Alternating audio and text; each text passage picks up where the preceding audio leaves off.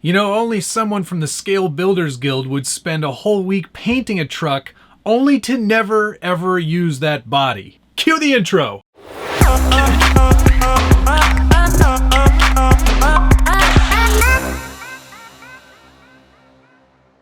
Welcome back to the Scale Builders Guild. Thanks again for watching. It's episode 5 of the Traxxas TRX-4 Sport Kit Budget Build-Off. And if you're not familiar with the Budget Build-Off format, I invite you to go back and check out all the rest of the videos from this series. It's where Josh and I from Harley Designs Inc. take an existing truck, build it up with a $50 budget each week, and see where we end up after a total of 16 weeks. And this week, week 5, I thought that this week was going to be the week that we actually did a running video, but I had it all wrong. Week 5 is actually the spend whatever you want week. Week 6 is the running video week. So I had to kind of regroup and realize that all the work I had put into painting this Traxxas body is gonna have to wait until next week to actually be seen outdoors. I wanted to do a Toyota TRD Pro kind of theme.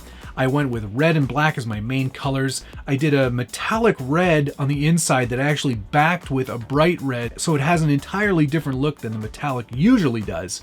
I then did a little bit of black underneath. I did a bunch of stripes. I did some lettering, and I even did some of the door trim, and I did that by actually painting on the outside. I think it actually looks pretty good. I'm pretty happy with the results.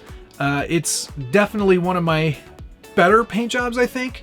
It's still not quite a Hemi-Storm quality job, because Chris obviously would have done a ton more to it, but I'm pretty happy with how it turned out. I did try to use some of his techniques, and again, I will definitely link to his channel so you can go check out his painting videos.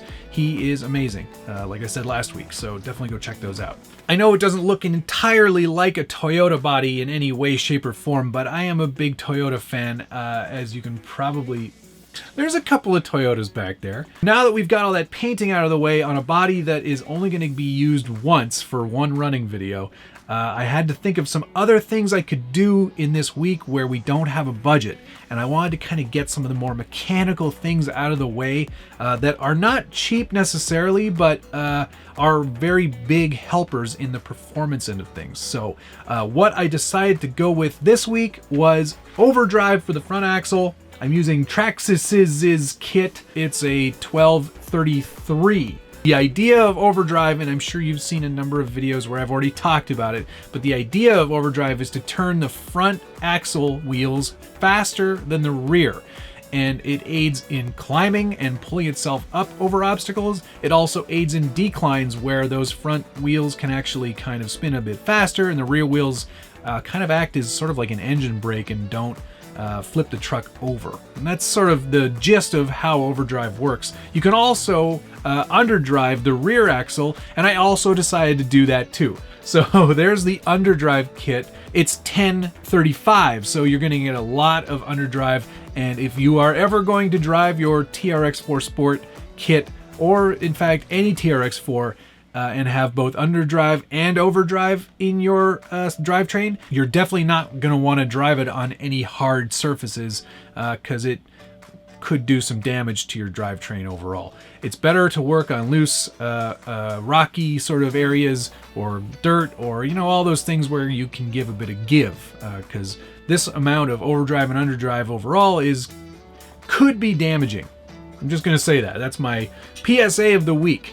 Don't do what Johnny Don't does. Since I am running such an aggressive overdrive underdrive setup, I thought it might be best to replace those shafts in the axles, so that's what I also did. Front and rear, high strength, heavy duty portal drive input shafts. So that's the main set of axle shafts that are coming out of that ring and pinion. So this is definitely where you want to have some beef.